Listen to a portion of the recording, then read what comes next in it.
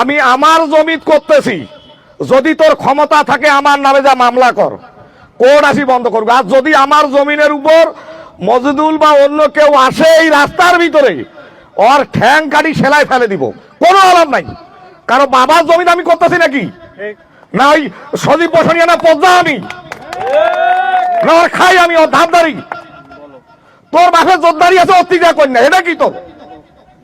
এরপরও যদি আইসে, তাহলে এখন যদি তোমরা জনগণ রায় দেন, তাহলে এই কয়টার নামে মামলা করতে হবে আমার, তাছাড়া তার কোনো বুদ্ধি নাই। আমরা মামলাও করির পারি, নাঠি দিয়েও যাবার পারি, দুইটাই ক্ষমতা আল্লাহ দিছে।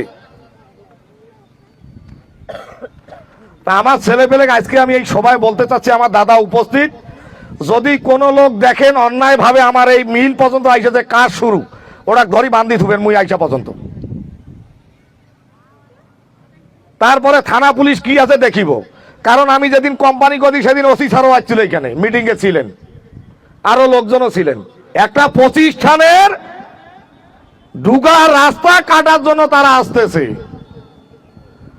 আমার ছেলে পেলে সজাগ থাকো, যদি কেউ আসে, কেউ জানি এই রাস্তা মেন রাস্তা থেকে নিচন নামিলে ওই জানি ঠ্যাং দিগান ধরে উপরে উঠি না পারে, কাজ হয় হোক, সবাই সজাগ থাকিবেন।